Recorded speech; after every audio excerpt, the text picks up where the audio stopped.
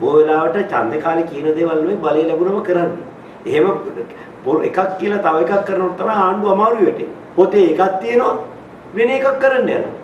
ජනතාව සහ ආණ්ඩුව අතර තියෙන ගිවිසුමේ අඩංගු අන්තර්ගතේ සිදු නොවන බව දැක්කම අපිට මේ සටන එළියට අරගෙන සිදු වෙනවා. කවුරු කරන්න ගියත් වැඩේ වැරදි නම් විරුද්ධ වෙන වැඩේ අපි කරනවා. ඇමතිවරු 40 50 ආණ්ඩුවේ හිටව සංස්කෘතිය නෑ එකපාරට 15කට එනවා කියන්නේ දරා ගන්න බෑනේ. බලන්න අර උදේ ගම්මන් පිළත් එපා කිව්වා. ඔයා මොකද කෑ ගහන්නේ? පාර්ලිමේන්තුවට එවලා තියෙන රට වෙනුවෙන් නීති සම්පාදනය කරන්න මිසක් අපේ හිතවතුන් වෙනුවෙන් නීති සම්පාදනය කරන්න නෙවෙයි. සාමාන්‍ය විපක්ෂයේ മന്ത്രിවරු අපේ ඉතිහාසයේ දැකලා තියෙන ආණ්ඩු පක්ෂයට පක්ෂව අතක් උස්සන්නේ මොකක් හරි යටින් ඩීල් එකක් තිබුණම තමයි. කලින් ආණ්ඩුව නටෝ ඒ අධිරාජ්‍යවාදී බලවේගම අපේ ආණ්ඩුවත් දැන් නැටවීමට උත්සාහ කරමින් ඉන්නවා.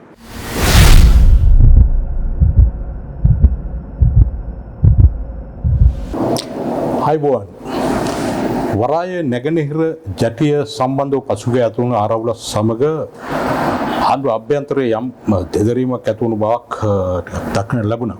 විශේෂයෙන්ම ආණ්ඩුවට සම්බන්ධ දේශපාලන පක්ෂ හා ශ්‍රී ලංකා පොදුජන පෙරමුණේ ඇතම් දේශපාලකයන් අතර විවාදාත්මකව අවලාද නගා ගන්නා මට්ටමකට පවා මේ ආරවුල දිගැසුණා. මෙහි එක පාර්ශවයක් නියෝජනය කරේ අමාත්‍ය විමල් වීරවංශ මහතා ඇතුළු කණ්ඩායමක්. බලශක්ති අමාත්‍ය උදේ ගම්බපිල මහතාත් ඒ කණ්ඩායමේ තාම ප්‍රබල සාධකයක්. ඉතින් අද අප සාකච්ඡා කරන්න බලාපොරොත්තු වෙන්නේ අද අපි සංවාදයට ආදර වෙන්නේ අප සාකච්ඡා කරන්නේ බලශක්ති අමාත්‍ය උදේ ගම්බපිල මහතා සමග. ආයිබෝන් නැමතුමා. ආයිබෝන්. දැන් පසුගිය දවස්වල මම කියපු විදිහට මේ වරාය ජැටියේ ප්‍රශ්නයත් එක්ක ආණ්ඩුව ඇතුලේ විරෝධතා කල්ලියක් නිර්මාණය කරන්න ඔබතුමාලා උත්සාහ කරනවා කියලා කියන චෝදනාවක් තිබයි පිළිවඳ මොකද? අනිවාර්යයෙන්ම විරෝධතා කල්ලියක් විදිහට අපි වැටෙතුනා තමයි. ඔබ දන්නවද මගේ ජීවිතේ මට වැඩියෙන්ම බැනලා තියෙන්නේ. වැඩියෙන්ම ගහලා තියෙන්නේ මගේ අම්මයි තාත්තයි. ඇයි? මට වැඩියෙන්ම ආදරේ ඒ දෙන්න හින්දා. මාව හදාගන්න බින්ද දුක දන්නේ අම්මයි තාත්තයි හින්දා. මේ ආණ්ඩුව අපිට දරුවෙක් වගේ. අපි තමයි දුක් වෙන්නේ මේ ආණ්ඩුව හදන්න. අපි තමයි බොරු චෝදනා වලට අපහාස වෙන්නේ. හිරේ වැටුනේ. අපිට දරු පවුල් නැති උනේ. මහා දුෂ්කර ක්‍රියාවක් කළ ආණ්ඩුවක් හදාගත්තේ. මෙවැනි දුෂ්කර ක්‍රියාවක් කරන්න ලංකා ඉතිහාසයේ කිසිම විපක්ෂයක සිදු වුණේ නැහැ. අමාරුවෙන් හදාගත්ත මේ ආණ්ඩුව පරණ වැරදි පාරේ ගිහිල්ලා 2015 මහින්ද රාජපක්ෂ මැතිතුමාට අත්තුණු ඉරණම යලිත් මේ ආණ්ඩුවට නොවිය යුතුයි කියලා අපි තරයෙන් විශ්වාස කරනවා. ඒ විතරක් නෙවෙයි. පෞගිය පාර්ලිමේන්තු මැතිවරණ සමය හරියටම කිව්වොත් 2020 ජූලි මාසේ 18 වෙනිදා විමල් වීරවංශ ඇමතුමයි මමයි සාමූහික ගිවිසුමක් අත්සන් කළ රටේ ජනතාවට පොරොන්දුවක් දුන්නා. අපේ ආණ්ඩුව වැරදි පාරේ යන්න හැදුවොත් අපි ආණ්ඩුව වැටෙනකම් බලන් ඉන්නේ. අපි ආණ්ඩුව ඇතුලේ සටන් කරලා අපි මේ රට ආණ්ඩුව නිවැරදි මාවතට ගෙනල්ලා රටට හිතකර තන ආණ්ඩුව තියනවා කියලා. අපි මේ දුන්නු පොරොන්දුව ඊට කරන්නේ. ඒක අපේ වගකීමක්. අපි ජනතාවට දුන්නු පොරොන්දුවක්. දැන් නැගෙනහිර ජැටියේ ප්‍රශ්නේ අමුත්මා පිටට පෙනුනට ඒක අභ්‍යන්තරයේ අත්වශයෙන්ම තිබෙන වෙනම කතන්දරයක් කියලා අපි හිතනවා. දැන් මොකද එකක් තමයි බැසිල් රාජපක්ෂ මහත්මයාත් එක්ක තියෙන ප්‍රශ්නේ. දැන් මේකද මේ මතුණේ කියලා හිතන් අපිට කියමු. බැසිල් රාජපක්ෂ මහත්මයාත් එක්ක මට නම් කිසිම ප්‍රශ්නයක් නැහැ. මොකද එතුමාමයි මොනව බෙදාගන්නද? ඉතින් නැගිනහිර ජැටියේ ප්‍රශ්න විදිහට අඳුරගන්න. ඇයි මේක පැත්තකින් බැසිල් රාජපක්ෂ මහත්තයා මෙතනට ගියේ නැතුව ප්‍රශ්නේ අඳුරගමුකෝ. ගෝඨාභය රාජපක්ෂ මැතිතුමාගේ මැතිවරණ ප්‍රකාශනයේ 58 වෙනි පිටුවේ ඉතා පැහැදිලිව කියනවා නැගිනහිර ජැටිය වරාය අධිකාරිය විසින් සංවර්ධනය කරනවා. ඒක තමයි උපාය මාර්ග වශයෙන් වැදගත්. වැඩි ආදායමක් උපයන්න පුළුවන් අපසතු රන් බිජුලන තාරාවිය. බටේර ජැටිය විදේශීය ආයෝජන සමග හවුල් ව්‍යාපාරයක් විදිහට සංවර්ධනය කරනවා කියලා. එහෙනම් මැතිවරණ ප්‍රකාශනයක් කියන්නේ ජනතාවයි ආණ්ඩුවයි අතර ගිවිසුම. බොහෝ වෙලාවට ඡන්ද කාලේ කියන දේවල් නෙවෙයි බලය ලැබුණම කරන්නේ. එහෙම එකක් කියලා තව එකක් කරනකොට තමයි ආණ්ඩුව අමාරු වෙටෙන්නේ. ඉතින් අපි ජනතාවට පොරොන්දුවක් දුන්නා. ආණ්ඩුව දුන්න පොරොන්දු ඉටු කරන බවටත් ඒකෙන් පිට නොපොනින්න බවටත් අපි වග බලා ගන්නවා. අපි ආණ්ඩුව ඇතුලේ විපක්ෂය වෙනවායි කියලා ජනතාවට පොරොන්දුවක් දීලා මේ ආණ්ඩුව බලයට ගෙනාවා. දැන් ඉතින් කොන්න පොතේ එකක් තියෙනවා වෙන එකක් කරන්න යනවා. මුලින්ම අපි අභ්‍යන්තරමය අරගලය කරා. අමාත්‍ය මණ්ඩලය ඇතුලේ සටන් කරා. පාර්ලිමේන්තු කණ්ඩායම ඇතුලේ සටන් කරා. ඊළඟට මේ ගැන කතා කරන්න අපි වරා ඇමතුමත් එක්ක විවිධ සංවාදවල යෙදුණා. එයින් බලාපොරොත්තු වෙච්ච ප්‍රතිඵලය නොලැබුණා. මං කියන්නේ මේ අපේ පෞද්ගලික බලාපොරොත්තු නෙවෙයි. ජාතිය බලාපොරොත්තුව. ජනතාව සහ ආණ්ඩුව අතර තියෙන ගිවිසුමේ අඩංගු අන්තර්ගතේ සිදු නොවන බව දැක්කම අපිට මේ සටන එළියට අරන් එන්න සිදු වුණා. ඒ නිසා උතන පෞද්ගලික සාධක කිසිම දෙයක් නැහැ. දැන් පොතේ එකක් ක්‍රියාත්මක වෙන්නේ තව එකක් කියලා. එතකොට පොතේ තිබ්බේ එකට පිටස්තරව කවුද මේවා ක්‍රියාත්මක කරන්නේ? කවුද කරන්න ගියේ කියන එක අපිට අදාළම නැහැ. කවුරු කරන්න ගියත් වැඩේ වැරදි නම් විරුද්ධ වෙන වැඩේ අපි කරනවා. ඔව්. දැන් ඒක තමයි. දැන් ඒකේ පොතේ තියෙන එකට වැඩි එහා යන දෙයක් කරන කික්ක පිරිසකුත් ඉන්නවනේ.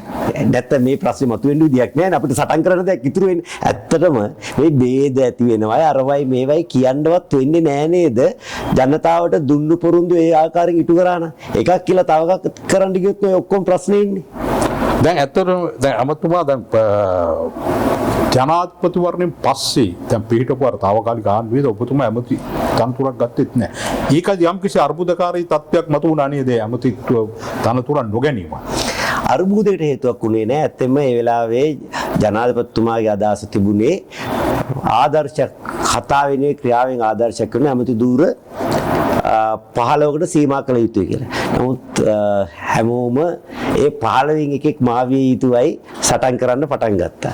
ජ්‍යෙෂ්ඨත්වය, ප්‍රාදේශීය වශයෙන් තියෙන නියෝජනය, ඒ වගේම ජනාධිපතිවරණය කරපු කාර්යභාරය, විපක්ෂ ඉදිරියේ ඇති වෙච්ච දුක් ගැහැට මේවා එක එක ඉදිරිපත් කරමින් තමන්ගේ සුත්සයෙන් ඔබ විශ්වාස කරන්න සමහරු අඬන්න පටන් ගත්තා. සමහරු බනින්න පටන් ගත්තා. තවත් සමහරු දේශපාලනයේ සමුගන්නව විතර නෙවෙයි සියදිවි හානි කරගන්නවා කියලා කිව්වා. ඒ කියන්නේ ඇමති ගන්න නතු. ඇමතිකම නොදුන්නොත්. ඔව්. මේක එන ජරමරයක්. ඒ ඉතින් ඇමතිවරු 40 50 ආණ්ඩුවේ හිටපු සංස්කෘතිය න එකපාරට 15කට එනවා කියන්නේ දරා ගන්න බෑනේ. එතකොට මම දැක්ක මේ ජනාධිපතිතුමා පත් වෙච්ච ගමන් එතුමා මූණ දීලා ඉන්න අසීරුතාවේ. අපිනේ දෙයියනේ දේශපාලනයට එන්න අකමැති. දේශපාලනයට මම කවදාකවත් එන්නේ නැහැ කිව්වා. ගෝඨාභය රාජපක්ෂ මහත්මයාව බලහත්කාරයෙන් දේශපාලනයට අරන් ආවේ. අපිට වගකීමක් තියෙනවා. එතුමා අසීරුතාවයට පත් වෙද්දී කතා වෙන්නේ නෙවෙයි. ආදර්ශයෙන් එතුමාව බේරගන්න කටයුතු කරන්න. ඉතින් ඔබ දන්නවා මහින්ද සුළඟ ආරම්භ කිරීමේ මම පුරෝගාමී. ගෝඨාභය රාජපක්ෂ මහත්මයාව දේශපාලනයට ගෙනීමේ සටනේ මම පුරෝගාමී. ජනාධිපතිවරණ වේදිකාවේ රට පුරාම ගියේ ගෝඨාභය රාජපක්ෂ මහත්මයාත් එක්ක විමල් වීරවංශ මහත්මයායි මමයි. එතකොට මගේ අමාත්‍ය ධූරය පිළිබඳ අභියෝගයක් තියෙන්න බෑනේ. ඉතින් මම ඒක පරිත්‍යාග කරාම ජනාධිපතිතුමා අර ඉල්ලලා අඬන කෙනෙකුට කියනවා දැන් බලන්න අර උදේගම්මන් පිළත් එපා කිව්වා. ඔයා මොකද කෑ ගහන්නේ කියලා පොඩි. ඒතර එතුමාට දෙයක් තියෙනවා කියන්න. ඉතින් මම එතුමාගේ පහසුව තකා තමයි පරිත්‍යාගයේ අවස්ථාව සිද්ධ කළේ. එහෙම නැතුව වෙන කැපිල්ලක් එමාවේ නැහැ. මම හිතන්නේ පෞගිය අවුරුදු 5ේදී කපන්න බැරි තරමට ටිකක් මාව වැඩුණා කියලා. දැන් මහින්ද සොළඟ පිළිබඳව ඔබතුමා කතා කරා ඇත්වශයෙන්ද අර කියනෝනේ සමහර ඒවා තියෙන නියපොත්තුරු කපන්න පුළුවන්. දැන් පොරවණු කපන්න අමාරු මට්ටමක් තියෙන කියලා තමයි මට නම් හිතෙන්නේ. දැන් මහින්ද සුළඟ ගත්තාම මහින්ද සුළඟ මහා මේඝයක් බවට පත් කරලා ඉතින් යහපාලන ආණ්ඩුව පළවා හරින්නට දැන් ඔබතුමාලා බොහෝ ලොකු මේ ලොකු මෙහෙවරක් කරා. දැන් විශේෂයෙන්ම ඔබතුමා එතන හිටියයි ඒ මහා මේඝයක් බවට පත් කිරීමේ වැඩ පිළිවෙලට ඔබතුමා හිටියා.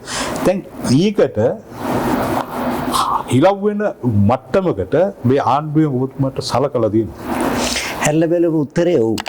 ආණ්ඩුවේ තියෙන ප්‍රධානම ආයතනය වෙන ලොකුම ආයතනය වෙන ලංකා කයින් තෙල් නීතිගත සංස්ථාව තියෙන ඒ වගේම ලෝකයේ වැඩිම ලොකුම කර්මාන්තයේ සලකන කයින් තෙල් කර්මාන්තයේ තියෙන ඔබ දන්නවද කයින් තෙල් සංස්ථාවේ වාර්ෂික පිරිවැටුක රුපියල් මිලියන නෙවෙයි බිලියන 700ක්. එතකොට ඒ වගේම මේ රට ගොඩ දාන්න නම් මේ ණය කන්දරාවෙන් මිදිලා රට ගොඩ දාන්න තියෙන එකම ක්‍රමය.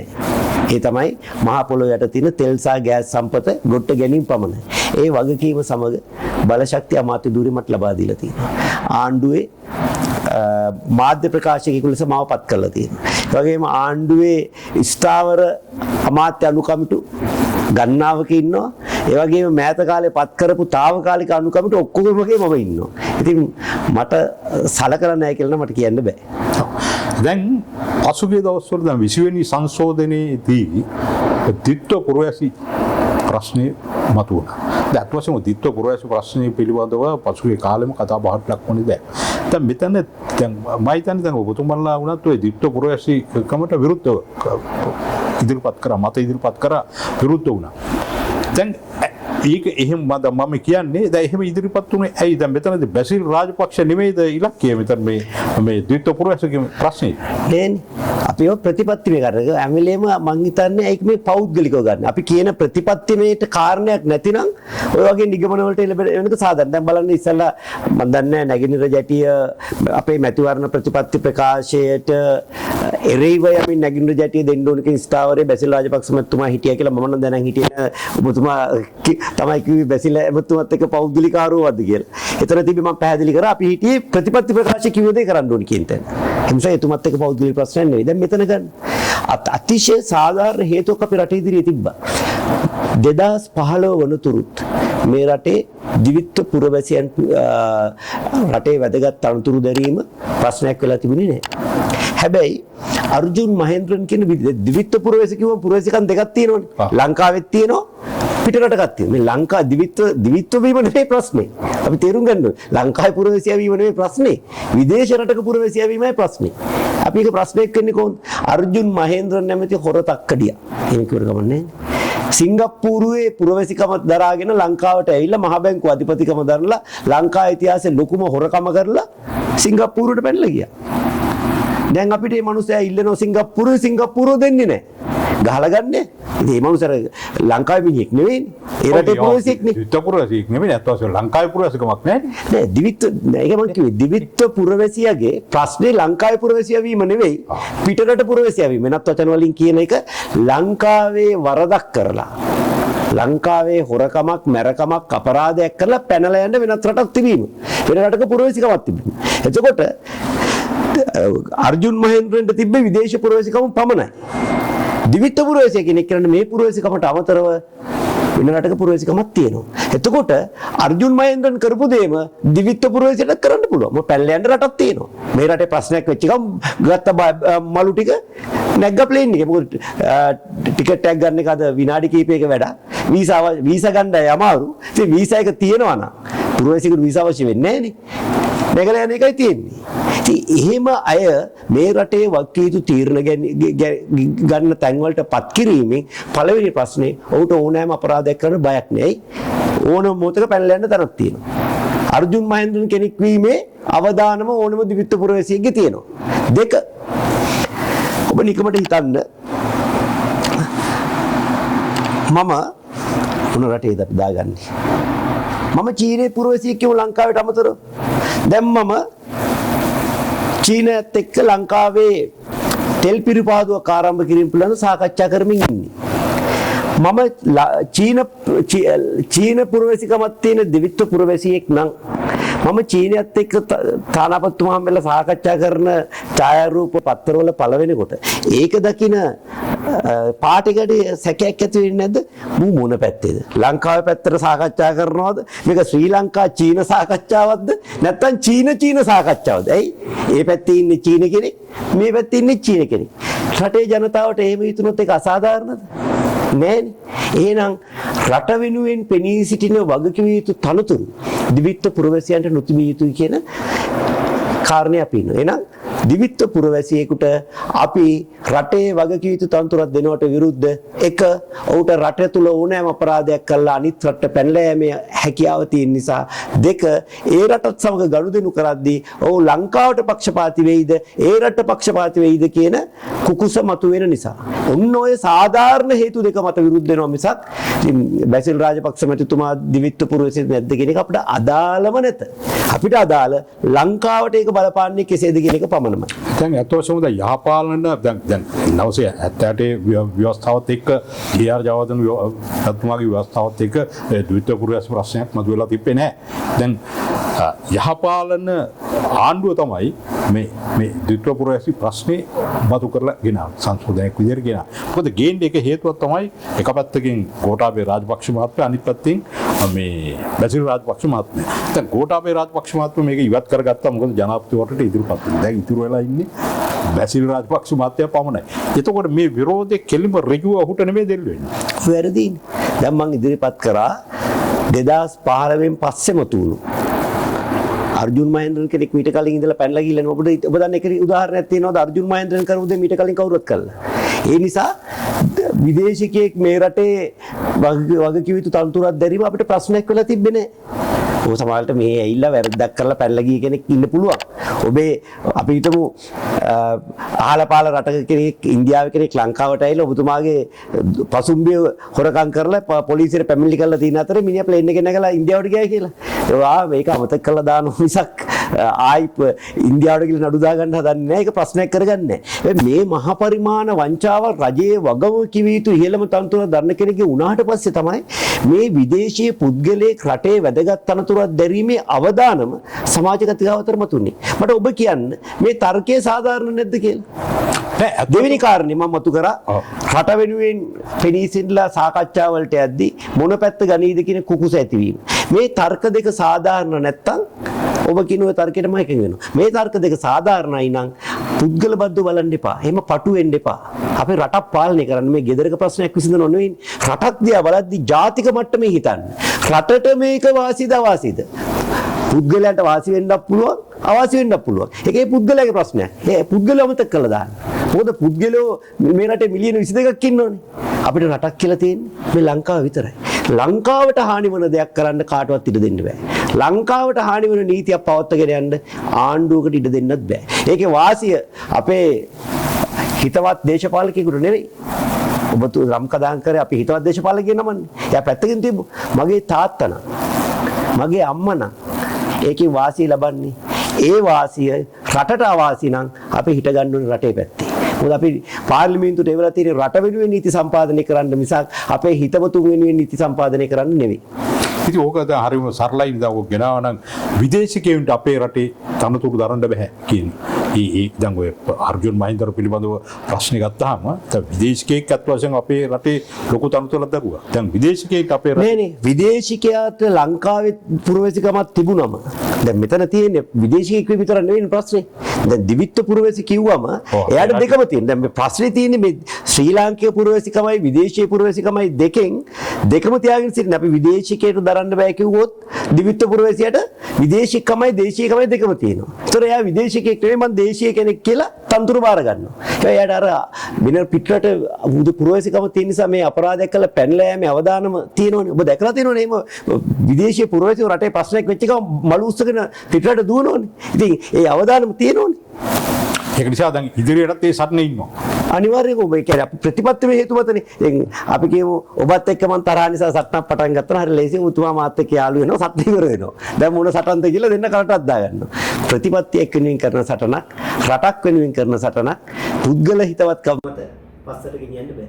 දැන් ඉදිරියේ පළාත් සභා මැතිවරණය පවතුනවා කියලා ඉතින් දැනට රාවයක් තියෙනවා, කතාවක් තියෙනවා. ඉතින් පළාත් සභා මැතිවරණයේදී විමල් වීරවංශ මහත්මයාගේ පාර්ශවයෙන් වෙනම වුන් ඉල්ලන්න ඡන්දෙට ඉල්ලන්න යනවායි කියන කතාවක් තියෙනවා. රාවයක් තියෙනවා. ඒක සත්‍ය වෙයිද නැහැ. කොහොමදත් දැන් ඔබතුමාගේ දේශපාලන පක්ෂයේ තියෙන. දැන් ඔබතුමාගේ මොකක්ද අදහස්? පළාත් සභා මැතිවරණ තිබ්බොත් ආණ්ඩුවත් සමග එකතු වෙනවද වෙනම ඉල්ලනවද මොකද්ද? ඇත්තෙන්ම අපි මුහුදට හත්ගවුවක් තියලා අමුඩ ගහන්නේ නැහැ. ඔබ ක්‍රිකට් සෙල්ලම් කරලා තියෙනවනේ. බෝල් කරන්න කලින් බැට් කරන්නේ. පළාත් සභා මැතිවරණ එක්කෙනතුරු පළාත් සභා මැතිවරණේ තරඟ කරනවද නැද්ද? තරඟ කරනවා නම් කරන්නේ කොහොමද යනාදී තීන්දුව ගන්නේ නැහැ. ඇත්තෙන් පළාත් සභා මැතිවරණය පැවැත්වීම පිළිබඳ අමාත්‍ය මණ්ඩලයවත් පොට්ටුවේ පක්ෂ නායකින්වත් මේ දක්වා තීන්දුවක් අරගෙන නැහැ. ඒ නිසා නැති දෙයක් ගැන පළාත් සභා මැතිවරණේ තිරුන් තියන්න තිබෙ 2018 නේ. එදා තරඟ කරනවද අහදී කතා කරන සංදර්භය නෙවෙයි අද තියෙන්නේ.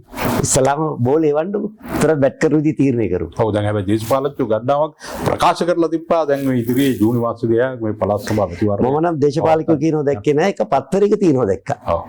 මේ පත්තරේ නිවුස් එක තමයි තිබ්බේ. ওই පත්තරේ ප්‍රවෘත්ති තිබ්බේ කාගවත් නමක් ගමක් නැතුව. ඒක සාමාන්‍ය වගකීම් යුතු ප්‍රකාශයක් නම් බය නැතුව Tamanට විශ්වාසය නම් මේ කතාව ජූනි මාසේ ඡන්දේ තියෙනවා කියන එක බය නැතුව මාධ්‍ය ඉදිරියට කියනවා පළාත් සභා මැතිවරණේ පැවැත්වන්නේ ජූනි මාසේ මේ මමයි කියන්නේ කියලා. මම ආණ්ඩුවේ මාධ්‍ය ප්‍රකාශක.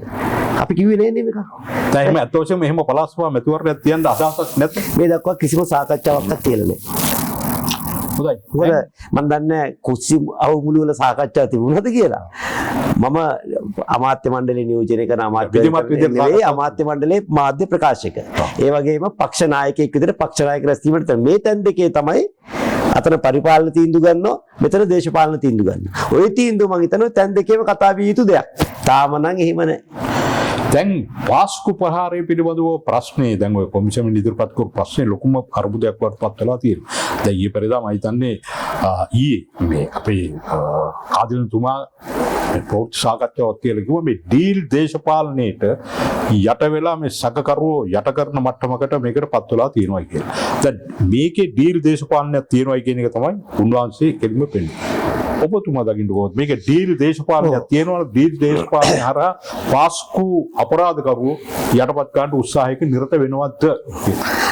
අපි දන්නවා පාස්කු කොමිසම පොලිස් විමර්ශනයකට වඩා කොමිසමක විමර්ශනයට සීමිතතා දෙකක් තියෙනවා. පළවෙනි සීමිතතාවය තමයි පොලිස් විමර්ශනයකට නිශ්චිත කාලවකවානුවක් නැහැ. සමහරවිට අවුරුදු 20කට පස්සේ අපරාධකරුවෝ හොයාගන්න. ඒත් අඛණ්ඩව හොයනවා. කාල සීමාවක් නැහැ. හැබැයි කොමිසම පත් කරනකොට කියනවා අහවල් දින වන විට ජනාධිපතිතුමාට වාර්තාව දිය යුතුයි කියලා. ඒ ඒගොල්ලන්ට තියෙන සීමිත කාලයක්. දෙක දැන් පොලිසියට ඔබතුමාව සැකයි නම් මොකද කරන්නේ? රාසේ කෙනෙක් මෝටර් සයිකලකින් පස්සේ එනවා. ඔබතුමාලා ගෙවල් ගාව හිඟන්නෙක් විදිහට හරි පොලිසිය කෙනෙක් ඉන්නවා මේ ඔත්තු බලන්න. කොමිසමේ ඉන්න ශ්‍රේෂ්ඨාධිකරණ මිනිස්සුන්ට එහෙම වෙස්වලාගෙන ගිහිල්ලා හැංගිලා ඉන්න විදියකුත් නැහැ.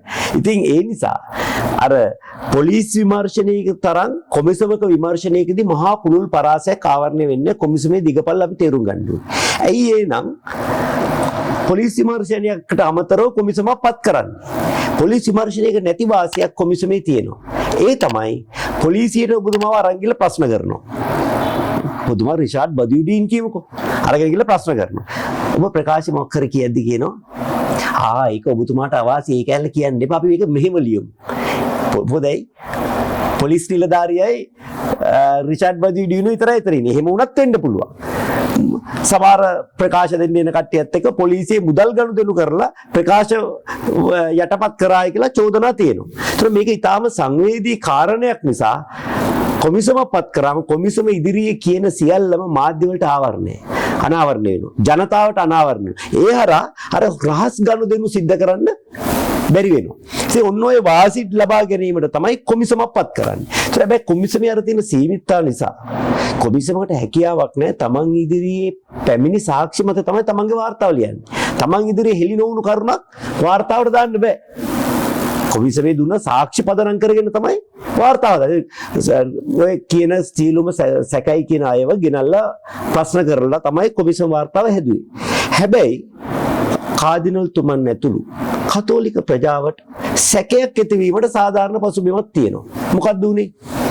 අපිට මතකයි පාස්කු ප්‍රහාරයේ උණුදා ඉඳන් රවුෆ් ෆකීම් හිටපු ඇමතිවරයා රිෂාඩ් බදියුඩීන් හිටපු ඇමතිවරයාටත් ඇඟිල්ල දිගු වුණා. විශේෂයෙන්ම රිෂාඩ් බදියුඩීන් ඇමතිවරයාට ඇඟිල්ල දික් වෙන සාධාරණ හේතු තිබුණා. ඔහුගේ මල්ලි ආයුධ එක්ක අත්අඩංගුවටපත් වුණා. පස්සේ නිදහස් කරගත්තා. සැකකරුවෙන් නිදහස් කරන්න Tamanට බලපෑම් කළා කියලා එවකට හිටපු යුද හමුදාපති මහේෂ් සේනානායක මහතා 2020 මැයි මාසේ 1 වෙනිදා සිළුමිණ පත්තරේට සම්මුඛ සාකච්ඡාවක් දෙමින් ප්‍රකාශ කරා.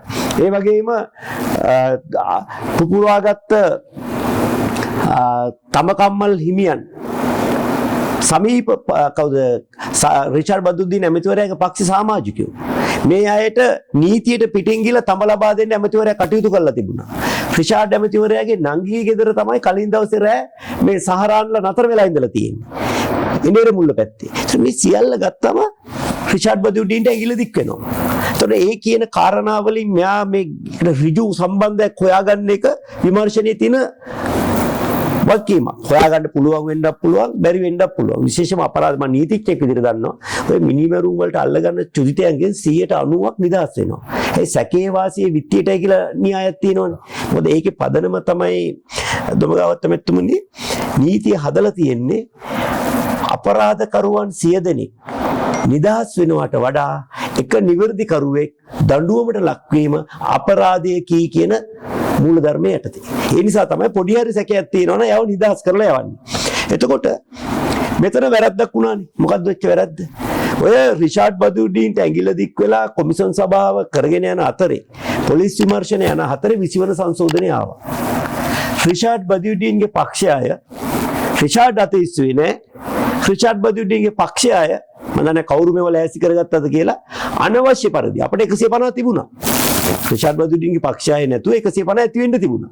ඒගොල්ලොත් 157ක් ඒගොල්ලන් 4 දෙනෙක් අතේ ඉසිවන සංශෝධනයේ පක්ෂව අතිස්සුවා. පස්සේ ආයේ මාධ්‍යමුවත් තියලා කියනවා අපේ පක්ෂය ගත්ත තීන්දුවක් අනුව අපි අතිස්සුවේ. කියන්නේ රිෂාඩ්ගේ එකඟතාවයේ ඇතුවයි ගෝලබාලයෝ ටික විසිව ආණ්ඩුවට පක්ෂව ඡන්දෙ දෙන්නේ. ඩීල් එක කියලා හිතෙන්නේ නැද්ද? එතකොට රිෂාඩ් බදුඩීන්ව මේ වාර්තාවෙන් නිදහස් වුණාම ඒකයි මේකයි අතර සම්බන්ධයක් තියෙනවා කියලා හිතෙන්නේ නැද්ද? එතකොට අර දේශපාලන වශයෙන් තකතිරු තීන්දුවක් කවුරු හරි ගත්ත නිසා තමයි අද කතෝලික ප්‍රජාවට කුකුසක් සැකයක් ඇති වෙලා තියෙන්නේ. ඇත්තටම දැන් ආණ්ඩුව තුල එහෙම ඩීල් දේශපාලකයෙක් ඉන්නවනේ බලපෑම දැන් කවුරු හරි තකතිරු තීන්දුවක් එහෙම අරන් තියෙනවනේ. දැන් ඒක පිටවද උගත් කියන්නේ. නේද? ඒගොල්ලෝ කවුරු වගේ කීමට අතීස්සුවද? අපිව ප්‍රශ්න ඇහුවනේ. කාගේ හරි කීමට අතීස්සුවද? ඒගොල්ලෝ සුවෙච්චාවෙන් අපිව අමාරුයි දාන්න අතීස්සුවද කියන ප්‍රශ්නෙට තාම උත්තරයක් ඇවිල්ලා නැහැ. ඉතින් ඉදිරියේදී මේ අයගේ හැසිරීම අනුව තමයි මේක කොහොම වුණාද කියන අපිට ප්‍රශ්න අපි මේක ආණ්ඩුව ඇතුලේ ප්‍රශ්න කරලා තියෙනවා. මේක ඇත්තෙන්ම අපිට ඇති වෙච්ච කළු පැල්ලම. සාමාන්‍ය විපක්ෂයේ മന്ത്രിවරු අපි ඉතිහාසයේ දැකලා තියෙන ආණ්ඩු පක්ෂයට පක්ෂව අතක් උස්සන්නේ මොකක් හරි යටින් ඩීල් එකක් තිබුණම තමයි. එහෙම ඩීල් එකක් තිබුණාද නැද්ද කියන එක අද ආණ්ඩුවේ පැවැත්මට තර්ජනයක් වෙලා තියෙනවා. ඇයි? මේ අපරාධකරුවන්ව බේරගැනීමේ මේ වාර්තාව යනු රිෂාඩ් බදුඩීන්ට චෝදනාවක් නැහැ. උට නඩු දාන්න කියලා තියෙන්නේ මේ අල්ලස් කොමිසමට දීලා මිසක් මේ ත්‍රස්තවාදයට රැකවරණයේ අනුබලය දුන්නා කියලා නෙවෙයි. ඒ අතරේ අර සිද්ධිය වෙලා තිබීම මම අවංකව කියනවා අපි දැනුවත්ව නම් ඒ දේ උනේ නැහැ. මම දන්නේ කවුරු හරි දැනුවත් හිටියේ කෙනා මේම දෙයක් උනේ කොහොමද කියලා රට ඉදිරියේ පැහැදිලි කිරීම ඉතාම වැදගත් වෙනවා. දැන් අතෝසමද ඔබතුමා කියපු ආකාරයට දැන් රිෂාඩ් බදුඩීන්ට ඉදිරිපත් කරපු එල්ල වෙලා තිබ්බ චෝදනා දිහා බලපුවාම ඕ ඍජුව වරදකාරී කරන්න පුළුවන් මට්ටමක් තියෙනවා මේකේ. එක්තරා මට්ටමේ මහා ලොකු වරදකාරී කරන්න පුළුවන් මට්ටමක් තියෙනවා. එහෙම වෙනකොට දැන් කොමිෂන් එකෙන් ඔහු කිසිදු එම අර කොමිෂන් වරදකාරුවෙක් කිරීමක් නොකර දැන් මෛත්‍රීපාල සිරිසේ හිටපු ජනාධිපතිතුමා ප්‍රබල වර්තකරුවෙක් බවට පත් කරලා තියෙනවා. දැන් අත් වශයෙන් මෛත්‍රීපාල සිරිසේ මහත්මයා මෙතන ගැලවිලා යන්න බෑ. දැන් උන්ගේ අතපසුවීමක් කළා තියෙනවා. නමුත් ඔහුගේ වෙච්ච අතපසුවීම වැඩි රිෂාඩ් බදුඩීන් මේකේ ලොකුම වැඩ කටසක් කරලා තියෙනවා. දැන් ඔහු මග ඇරලා මෙයා මතු කරලා තියෙනවා. එතකොට මේකෙත් යටින් කාගේ හරි උවමනාවක් අනුව මේවා සිද්ධ වෙලා තියෙනවයි කියන්නේ. ඒ කියන්නේ කොමිසමේ ඉදිරිපත් කරලා තියෙන වාර්තාවට අනුවද නැත්නම් වෙනත් විදිහකට මේක සිද්ධ මතු කරලා තියෙනවද කියන ගැටලුවක් මතුවෙන්නේ නැද්ද? ඇත්තට මේ වාර්තාවදී අපි මුලින්ම කියන්න ඕනේ ලෝක ඉතිහාසය. තමන් විසින් පත් කරපු කොමිසමකින් තමන් වැරදි කරුණා නම් ඒ මෛත්‍රීපාල සිරිසේන මැතිතුමා පමණමයි. එහෙම වෙලා නැහැ ලෝක ඉතිහාසයේ. මම සාමාන්‍යයෙන් ඔබ දන්නවා මම කියවන කෙනෙක්. මා දන්නා වූ ලෝක ඉතිහාසේ නම් මීට පෙර කවදාවත් එහෙම දෙයක් වෙලා නැහැ. දෙක මේක ඔබ බලන්න මේ වාර්තාව පුරා මම වාර්තාව පිළිබඳ අධ්‍යයනය කරන්න ජනාධිපතිතුමා පත් කරපු කමිටුවේ ඉන්න සමාජිකයෙක්. ඉතින් නීතිඥයෙක් විතර මට ඇමතිවරයෙක් සහ නීතිඥයෙක් කියන දෙකම තියෙන නිසා මට වැඩි උනන්දුවක් ඇති වෙලා තියෙනවා මේක ගැඹුරින් අධ්‍යයනය කරන්න. මම ඒ නිසා මේ ගැන විශේෂ අවධානයක් යොමු කරලා මේ වාර්තාව මුලින් අගට කියවලා තියෙනවා. මේක පුරාම තියෙන්නේ විවිධ පාර්ශ්වයන්ගෙන් Taman ලබාගත් බුද්ධි තොරතුරු කලින් අනුතුරු ඇඟවීම් එවකට බුද්ධ්‍යංශ ප්‍රදානී නිලන්ත ජයවර්ධන ජ්‍යෙෂ්ඨ නියෝජ්‍ය පොලිස්පතිතුමා කරායි කියන එක තමයි දිගින් දිගටම තියෙන්නේ. හැබැයි අවසාන එක තැනක තියෙනවා ඔහුට ප්‍රශංසා කළ යුතුයි කියලා. හායි තව තැනක තියෙනවා ඔහුට නඩු පවරන්න කියලා ඔහුගේ මොකද්ද අපරාධනීය නොසලකිලිමත් භාවයට. ඉතින් ඒ නිගමන වලට එළඹීමේ යම් පරස්පරයක් මටත් තේරෙනවා. මේ පිටස්තරෝ යම් තීන්දුව විතර ඒ වාර්තාවට පිටස්තරෝ යම් දේවල් මේකට ඇතුළත් කරලාද කියන සැකේකුත් තියෙනවා. මම එහෙම සමහරු කියනවා මට ඒක කියන්න බෑ මොකද මට එහෙම කියන්න සාක්ෂි නෑ. හැබැයි අර මම අර කිව්වේ දේශපාලනික වශයෙන් කරපු සමහර අලගුත්තේරු වැඩ නිසා අර පාරිශුද්ධ භාවයට අර මේ සුදු ඇටකට පුංචි මඩ පැල්ලමක් වැදිලා තියෙනවා. අමතුමා දැනට දැන් මේ වෙනකොට ආණ්ඩුව යම් කිසි මට්ටමකට මේ ජනප්‍රියත්වයෙන් අඩු වෙලා තියෙනවා කියන කතාවක් තියෙනවා. ඒ පිළිබඳව ඔබතුමා මෙහෙමයි මේ ආණ්ඩුව මූලික වශයෙන්ම ජනතාවට සංවේදී වෙන්න ඕනේ. අපි මතකයි 2010 මහින්ද රාජපක්ෂ මැතිතුමා බලයටපත් උනේ මේ ආණ්ඩුව වගේම 3-2 බලයකට ආසන්න බලයක. මේ ගානටම නැති වුණත් මීට ආසන්න. මොකද මේ ආණ්ඩුව ඍජුව ශ්‍රී ලංකා පොදු ජන පෙරමුණ ගත්තේ 145යි. මහින්ද රාජපක්ෂ මැතිතුමා 2010 ගත්තේ 144යි. ඒක අසුරයි වෙනස් වුණේ. හැබැයි අමතක කරන්න එපා එතුමා ජයග්‍රහණය කරන්නේ යුද්ධ දින්න නායකයා විදියට. ලංකා ඉතිහාසයේ මහා පරාක්‍රම බහු රජතුමාටත් වඩා යටිතල පෞස්කම් සංවර්ධනයේ යෙදුණු නායකයා විදියට. එහෙව් නායකයා 2015 දී තමන්ගේම පක්ෂ ලේකම්වරයාට පෙරදිලා ගෙදර යන්න වෙනවා. ඇයි? අපි හරියට වැඩ කරා. හැබැයි ජනතා මතයට සංවේදී වුණේ නැහැ. මොකද අර ලැබුණු බලයත් එක්ක අපි මහා බලවත්ය දැන් අපිව පෙරලන්න බැරිය. ඒක නිසා අපි මොනවා කරා ජනතාව ඉවසා දරාගෙන ඉන්න අපිට හරීම ආදරේ කියලා සීන ලෝකයකට පියමන් නැගුවා. ඒක නැගුවේ හැබැයි කොහොමද? 3-2 බලයක් විතරක් නෙවෙයි මුළු ලෝකෙම පරාජය කරන්න බෑ කිව්ව ත්‍රස්තවාදයක් පරාජය කරලා ලංකා ඉතිහාසයේ පෙර නිවුවිරු සංවර්ධනය සිද්ධ කළා. අපේ ආණ්ඩුවෙත් සමහර අය අපිව පරද්දන්න බැරි අපි තරම් පොරවල් නැතේ අපි මහා බලවේගික උරුමකාරයෝය එහෙම අපි ගැන අපේ ආණ්ඩුව ගැන අධිතක්සේරුවකට ගියොත් 2015 අත්වෙච්ච ඉරණම යලි අත්වීමේ අවදානමක් තිබෙනවා කියන ඔබේ මතයට මමත් එකඟ වෙනවා. දැන් ඇත්ත වශයෙන්ම දැනටමත් එහෙම ඇතම් කොටස් අධිතක්සේරුවකින් ඉන්නවයි කියන එක පේන්නේ නැද්ද? මේක තමයි මම කිව්වේ. මම කිව්වෙත් ඒක තමයි අධිදක්ෂේරුවක ඉන්නවා නම් කිව්වේ එහෙම ඉන්න වගක් මෑත කාලේ අපට ඇහුණු සමහර කියුම් කෙරුම් වලින් පේරව නේද? ඔබතුමා මට වඩා හොඳට මේව දැනෙනවනේ මාධ්‍ය විදියෙක්නේ. හොඳයි දැන් අත වශයෙන්ම දැන් ඔබතුමාගේ අවසාන වශයෙන් අපි කතා කරමු ඔබතුමාගේ අමාත්‍යාංශයේ කටයුතු පිළිබඳව. දැන් ජීසුම ආසියාවේ බලශක්ති පැත්තෙන් මේ අපේ රට කේන්ද්‍ර ස්ථානීය කරන්න යනවා කියලා ඔබතුමා ප්‍රකාශ කරලා තිබ්බා.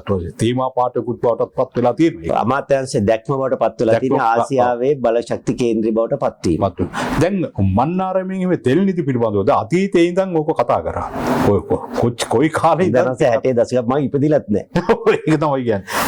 අපි ඉස්කෝලේ යන කාලේ ඉදම්ම ඕක කතා කරා. දැන් මොකක්ද ඒක යථාර්ථයක් බවට පත් වෙන්නේ කොහොමද? මොකක්ද අන්නේ පිළිබඳව මම ඔබට කතාව කියන්න. අපි පාසල් යන කාලෙත් ඕක ඇහුවා. අපි ඉපදෙන්න කලිනුත් ඕක කියලා තියෙනවා. අපේ අම්මලා තාත්තලා මම හිතන්නේ පාසල් යන කාලෙත් ඕක කියලා තියෙනවා. දැනුත් කියනවා. ඇත්තටම අපේ මහ පොළොව යට තෙල් සහ ගෑස් තිබෙනවා. දැන් මොන අපරාධයක්ද ලෝකයේ වටිනාම සම්පත වෙන ඉංග්‍රීසියෙන් කියනවා කළුරන් කියලා, බ්ලැක් හෝල් කියලා.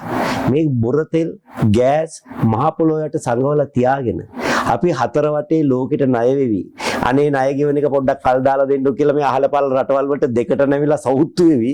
මේ ගත කරන දුක්ඛිත ජීවිතයේ තේරුම මොකද්ද? අර කියනවනේ අන්ධයාගේ පයේ වැදුණු මණිකක් වගේ නේද මේක? මම අමාත්‍ය ධූරයට පත් වෙනවා පස්සේ මම අධ්‍යයනය කරා මුල් කාලේ පොඩ්ඩක් නිහඬවකමත් මම මාධ්‍ය වලටවත් ආවේ නැහැ මාස 3ක් විතර. මම කරේ මේ උදේ ඉඳන් රාය වෙනකම් මේක ඉගෙන ගන්න එක. දැන් මට මේ විෂය ගැන හොඳ අවබෝධයක් තියෙනවා. මොකද මීට කලින් මම ඔබ එනකොටත් හිටියේ මේ ක්ෂේත්‍රයේ විශාල ප්‍රවීණයන් සමග ගැඹුරු සාකච්ඡාවක ඒගොල්ලෝ කියන භාෂාව හොඳට තේරෙනවා. අපිට තිබුණු ප්‍රශ්නේ තමයි අපි 4 වතාවක් වෙන්දේසි කරලා තියෙනවා. මම ඔබට ඉතා වැදගත් දෙයක් කියන්න ඕනේ. මේ නාලිකාවක් ඉඳන් අපිට ඡායාරූපයකින් පෙන්නලාම් කියතයි. ඔබට පෙන්නන්න ඡායාරූපයක්. අපි මේ තියෙන්නේ මන්නාරම් ද්‍රෝණියේ M2 කියන දෙවෙනි කැබැල්ල. මේකේ මේ පෙන්නනවා දෙවෙනි කැබැල්ල. ඔව් දෙවෙනි කැබැල්ල. බ්ලොක් 2. බ්ලොක් 2. M2 කියලා මේක නම් කරලා තියෙනවා. ඒතර මේකේ මේ තියෙන අපි ලිං 4ක් හරලා තියෙන මේ මූද මැද. මේ තියෙන ජල මට්ටම මේ තියෙන මූදට යට තියෙන බිම. මේ රතු පාට පෙන්වන්නේ පොඩි පැච් එකක්. මේ තියෙන ගෑස්. මෙතන තියෙන්නේ ගෑස්. මේ බැරකියුඩා කියන මාළුවෙක්ගේ නමින් නම් කරලා තියෙන මේ ලිඳේ අපි හොයාගෙන තියෙනවා 300 මෙගාවොට් 300 විදුලි බලාගාරයක් අවුරුදු 10ක් දුවන්න ප්‍රමාණවත් ගෑස්. ඉතින් මෙතන තව පේන රතු පාට නිදියක්. මේ නිදියෙන් තියෙන්නේ මේ ඩොරාඩෝ කියන ලිඳේ. ඩොරාඩෝ කියන තවත් මේ පැත්තේ ඉන්න ආවේනික මාළුවේගේ නම. ඒතර මේ ලිඳේ තියෙනවා මෙගාවොට් 1000ක විදුලි බලාගාරයක්. ලංකාවේ මෙගාවොට් 6000ක් විතර මෙගාවොට් 1000ක විදුලි බලාගාරයක් අවුරුදු 30ක් දුවන්න ප්‍රමාණවත් ගෑස් මෙතන තියෙනවා. එතකොට 2011 මේව හොයාගන්න. ඉතින් මේ මහා සම්පත තියාගෙන ඇයි මේක ගොඩ ගන්නේ නැත්තේ? මම ඇවිල්ලා බැලුවා ඇයි මේ ටික ගොඩ දාන්න ශක්තිය තියෙන බල ශක්ති ක්ෂේත්‍රින දැවැන්ත සමාගම් ලංකාවට ආවේ නැත්තේ. බුදුහාමුදුරුවෝ දේශනා කරලා තියෙනවානේ දුකක් ඇති වුණාම දුකයි කියලා අඬා වැටෙන්නේ නැතුව දුකට හේතු හොයාගෙන දුකින් මිදීමේ මාර්ගය පාද ගන්න කියලා. දැන් මේ වෙනකොට 4 වතාවක් වෙන්දේසි කරලා හරියමං කියන්නේ ක්ෂේත්‍රයේ දැවැන්තෙක් ලංකාවට ආකර්ෂණය කරගන්න බැරි වෙලා තියෙනවා. ඇල්බර්ට් අයින්ස්ටයින් වරක් කිව්වා ඔබ එකම පරීක්ෂණය එකම කොන්දේසි යටතේ සිදු කරමින් වෙනත් ප්‍රතිඵලයක් බලාපොරොත්තු වෙනවා නම් ඔබට හොඳටම පිස්සු කියලා. අර ඉංග්‍රීසියෙන් කියනවා if you repeat the same test under same condition expecting a different result you are insane. එතකොට අපිට වෙලා තියෙන්නේ ඒකමයි. එකම දේ 4 වතාවක් කරනවා. පළවෙනි වතාවේ එන්නේ නැහැ ආයෝජකයෝ. දෙවෙනි වතාවෙත් ඒ විදිහටම කරගෙන යනවා. මේ පාරවත් එයිද කියලා. එදා පාරක් නැහැ. ඊළඟ පාර එහෙත් නැහැ. ඇයි මොකද එන්නේ නැත්තේ හේතු? මම ඇමති වුණාම මටත් ආවා අමාත්‍ය මණ්ඩල පත්‍රිකාවක් ආයි විදේශීය උපදේශකෙක් අරගෙන ආයි පාරක් ලන්සු ගඳවන්න. මම කෝ එපා. නතර කරන්න. හොයමු හේතු. ලෝකේ ලොකු තෙල් සමාගම් වලට කතා කරලා ඇයි උඹලා ලංකාවට එන්නේ නැත්තේ? ආපු කට්ටියෙන් අහන්න ඕනේ උඹලා වින්ද ප්‍රශ්න මොනවද? ඇයි ඕගොල්ලෝ ලංකාවට අකමැති? ඒක අපි අඳුරගත්ත පළවෙනි දේ ලංකාවේ නිසි ප්‍රතිපත්තියක් නැහැ. ගෑස් සම්බන්ධ තෙල් සම්බන්ධ ප්‍රතිපත්තියක් නැහැ. දැන් උන ඔක්තෝබර් මාසේ මම ඇමති මණ්ඩලයේ අනුමැතියත් අරගෙන ගැසට් මගින් ප්‍රසිද්ධ කරා මෙන්න අපේ ප්‍රතිපත්තිය. ලෝකෙ ඉන්න කට්ටියට බලා ගන්න. දෙක අපේ තෙල් කර්මාන්තයේ පිළිබඳ තීන්දුව ගන්න ඉන්නේ නිලධාරීන්ගෙන් සමන්විත කමිටුවක්. අමාත්‍යාංශ ලේකම්වරු. ඔවුන් තා කැප වෙන හොඳ දක්ෂ නිලධාරීන්. හැබැයි මේ තෙල් ලෝකේ දැවැන්ත වෙයිලා කතා කරන ඒ ව්‍යාපෘතියේ තියෙන පාරිභාෂික වචන තියෙනවනේ. අපි කියවට ඉන්ඩස්ට්‍රි ජාගන්ස් කියලා. ඒව තේරෙන්නේ නැහැ. ඒත් අහන ප්‍රශ්නෙට හරියම උත්තරයක් දෙන්න බැරි වුණාම ආයෝජකයට විශ්වාසයක් ඇති වෙන්නේ නැහැ. මොකද මේවා එසේ මෙසේ ආයෝජන නෙවෙයි ඩොලර් බිලියන වලින් කරන ආයෝජන. එතකොට ඒක තුන්වෙනි කාරණේ. හතරවෙනි කාරණේ මේ ආයෝජකයන්ට මේ වගේ දැවැන්ත ආයෝජනයක් කරාම ඒක සුරක්ෂිත වෙන්න අවශ්‍ය නීතිමය රාමුවක් අනපනත් වලින් ගෙනල්ලා නැහැ. පස්වෙනි කාරණේ මේ පිළිබඳ නියාමක බලය තියෙන්නේ ඇමතිවරයා කියන තනි පුද්ගලයාට. ඒතර ඇමති හොඳ නම් හොඳයි. ඇමති තරහා වුණොත් ආයෝජනේ ඔක්කොම වතුරේ. මම තීරණය කරා අර බුදුහාමුදුරුවෝ ගිහි අතහැරලා යන්නේ. ඒකේ ඇමතිර තියෙන බලතල ඔක්කොම අතහැරලා කාර්යයක් හදලා වෘත්තීය මට්ටමේ අයගෙන් ඒක කළමනාකරන මණ්ඩලයට පත් කළා ඒගොල්ලන්ට මගේ බලය දෙන්නේ. ඒතර දැන් දන්නවා විශේෂ දන්න කට්ටියක් මිස දේශපාලකෙක් නෙමෙයි මේ ගැන තීන්දුව ගන්න. ඔන්න කට්ටියට විශ්වාසයක් ඇති වෙනවා. ඊළඟට අවශ්‍ය නීතිමය රාමුව හදන්න පනතක් හදලා අමාත්‍ය මණ්ඩල අනුමැතිය අරන් දැන් තියෙනවා නීති කෙටුම්පත් දෙපාර්තමේන්තුවේ. ඒ වගේම ආයෝජන සුරක්ෂිත කිරීමේ අවශ්‍ය විධිවිධානත් ඒ පනතේ දාලා තියෙනවා. මේ ටික සම්මත කරගන්න පුළුවන් අපිට මැයි මාසේ වෙන විට. අන්න ඊට පස්සේ අර ඇමති මණ්ඩල පත්‍රිකාවේ තිබුණු උපදේශකව පත් කරගෙන ලන්සු ගැඳවන්න මම යනවා. එදාට ලෝකයේ දැවැන්තයන් අපිට ගෙන්න ගන්න පුළුවන් වේවි කියලා විශ්වාස කරනවා. මොකද මේ පනත මම ඇහුවා කෙටුම්පත ලෝකයේ දැවැන්තම ඇමරිකාවේ එංගලන්තේ මේ තෙල් ගවේෂණ කරන සමාගම් වලට. මම ඇහුවා ඕගොල්ලෝ මොකද හිතන්නේ? ඒගොල්ලන්ගේ අදහස් අනුවත් ආයෙ පනත වෙනස් කරා. ඒ නිසා මේක ආයෝජකයා විසින් අනුදැන වදාළ පනත් කෙටුම්පතක් දැන් තියෙන්නේ. ඒ නිසා මම හිතනවා මේ අවසර තුල අපිට සාර්ථක ලන්සු කැඳවීමක් කරලා ආයෝජක ආකර්ෂණය කරගෙන මෙතෙක් කල් අර කතාවට පමණක් සීමා වෙලා තිබුණු ශ්‍රී ලංකාවේ තෙල්ලා ගෑස් නිපදවන රටවල් 44ට එකතු කිරීම අපිට ආරම්භ කරන්න පුළුවන් වෙයි කියලා. හොඳයි අවසාන වශයෙන් අපි මොකක්ද හෙට දවසේ දේශපාලන ඔබ දකින? දේශපාලනය අවිනිශ්චිතයි. ඇත්තෙන්ම අපි දකිනවා ශ්‍රී ලංකාවේට ආශිර්වාදයක් වගේම ශාපයක් වෙලා තියෙන ශ්‍රී ලංකාවේ පිහිටීම. මම දැන් කිව්වා ශ්‍රී ලංකාව බලශක්ති කේන්ද්‍රය කියලා. මට ඒක පැහැදිලි කරන්න බැරි වුණා මොකක්ද එකෙන් අදහස් වෙන්නේ කියලා. ඒ බලශක්ති කේන්ද්‍රය කරනවා කියන එක නැත්තම් බලශක්ති අරබය ආසියාවේ තියෙන කේන්ද්‍රය මධ්‍යස්ථානයේ වලට ලංකාව පත් කරගන්න පුළුවන් වෙන්නේ ලංකාව ආසියාවේ හරිමැද පිහිටලා තියෙන නිසා. ඕක අපිට ආශිර්වාදයක් වගේම ශාපයක්. ලෝක බලවතුන් ලංකාව තමන්ගේ පාලනයට නතු කරගන්න හදන්නේ. පෘතුගීසින්, ඉංග්‍රීසින්, ලන්දේසින් ආවේ. තායිලන්තය අල්ලගත්තද? චීනය අල්ලගත්තද? නෑනේ. ඇයි මේ පුංචි ලංකාව අල්ලගත්තේ? මේක උපාය මාර්ගික වශයෙන් වැදගත් තැනක තියෙන නිසා. ඒ නිසා කලින් ආණ්ඩුව නටවපු ඒ අධිරාජ්‍යවාදී බලවේගම අපේ ආණ්ඩුවත් දැන් නැටවීමට උත්සාහ කරමින් ඉන්නවා. ඉතින් ඒකට එරිව අපි අරගලයක් කරගෙන යනවා. ඒ අරගලේ සාර්ථක වුණොත් හෙට දවස සුබ වේවි. ඒ අරගලේ අසාර්ථක වුණොත් හෙට දවස අසුබ වේවි. හොඳයි. බොහොම ස්තුතිවන්ත වෙනවා අද අප සමග මේ සංවාදයට සාකච්ඡාවට එක්ුණේ බලශක්ති අමාත්‍ය උදේ ගම්පෙණු මහත්මයා. උදේ ගම්පෙණු මහත්මයාට අපි සුබපතනවා එතුමාගේ වැඩ කටයුතු සාර්ථක වෙන්න කියලා. ඒත් එකම එතුමාට පෙවීම ස්තුතිවන්ත වෙනවා අද අප සමග එක්ක පිටු. හොඳයි.